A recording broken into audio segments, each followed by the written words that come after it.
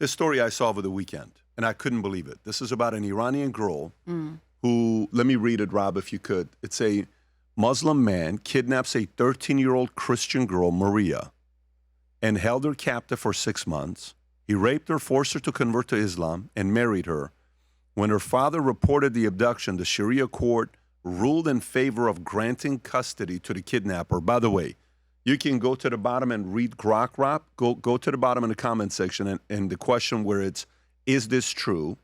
Okay, yes, reports from Morningstar News, Christian Daily, and other confirmed 13-year-old Christian Maria Shabazz was abducted July 29, 2025 in Lahore by 30-year-old Muslim neighbor Shahrar Ahmad. Family says she was held 6 months, forcibly converted and married. Certificate ruled fake by lower courts. February 3rd, 2026, Federal Constitutional Court granted him custody, accepting her statement. Family claims coercion over her birth records. No mainstream debunking found. Rob, go a little bit higher, play the clip. This is Iran for you, by the way, for the people that are watching who are feminist, and watch this. This is Pakistan, yeah? It is. This is Pakistan, yes. So that's when they took her. That's when they took her, and they recorded it.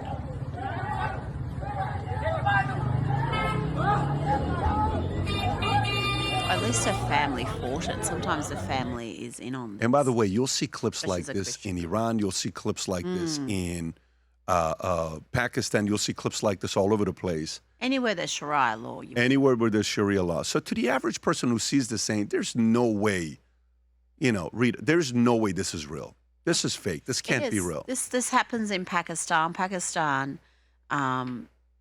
is some of the human rights abuses there, the persecution of Christians, the forced conversion of Christians like this, and the fact that you can rape a child and then be given custody of her, even when her parents are fighting for her, and sometimes the parents don't fight.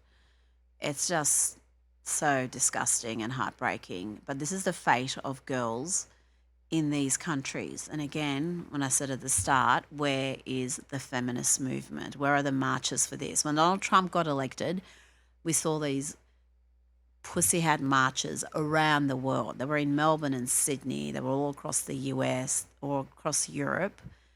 Where are the marches for this girl? And so many others like her. It's just heartbreaking. And you've seen what's happened in Afghanistan. As soon as the Islamists take over, they go back to instituting these sorts of restrictions, not allowing girls to go to school there, forced marriages. And forced marriage is rape. That's what it is. Forced marriage is almost giving it a clean title. It's rape. You're raping girls and women. And that's what's happening here. It's just sickening. I wasn't aware of this particular case, but the Christian population in Pakistan have it terribly hard. And all they need is to have some accusation. So you could have some disgruntled neighbour, work colleague make an accusation that they've blasphemed or they've done so, and they will, the police will arrest them. They could face a death sentence for blasphemy. But even worse than that, if the mob get to them before the police, they will slaughter them. And that's happened so many times. So that's, that's why the Christian population there has been decimated. By the way, it's interesting.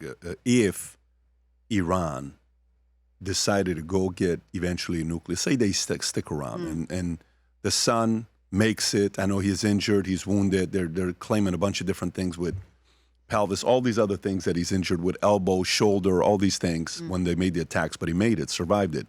Even when they were doing the introduction of the new supreme leader, he wasn't even at the event. He wasn't at the event. But if, let's just say, they retain power and they don't lose, and they sit there and they say, you killed my dad, you killed my wife, you killed my son, you killed my sister, you killed my nephews and nieces, I'm going to seek vengeance on Israel and Iran, Israel and U.S., you know where they're going to get their nuclear weapon from? From these guys, Pakistan. Yeah. I mean, that's a frightening thing that Pakistan has nuclear weapons. And not just one of them or two of them. Yeah. We got a few hundred of them. See, the mullahs in Iran would use them. I fully believe they would use them. They've said they would. I mean, you look at what their philosophy is, what their stated goals are, they would. And even how they're behaving now, this is sort of almost indiscriminate, just, they don't mind that they're targeting their Arab neighbours, and the Arab neighbours are going to be, not very happy with them. They don't care. They are just having, hopefully, one last outburst before it's all over. But, yeah, I'm still not 100% confident. I'm still not 100% confident the regime's done and dusted. You got to get rid of 200,000 of them. It's going to take a lot of work. It's going to take a lot of work for them to surrender. And they've got all the arms. Yes, they do. They got all the arms, and if they try to go attack from Strait of Hormuz, and Trump said something today, he said, hey, these leaders with these ships, you got to start having some courage to go through, stop being so afraid. I don't know if he called them chicken or something, but he said something about stop being afraid, go through it. We have to show strength. If they do anything, I'm going to attack them 20 times worse than is this it, Rob? Yes.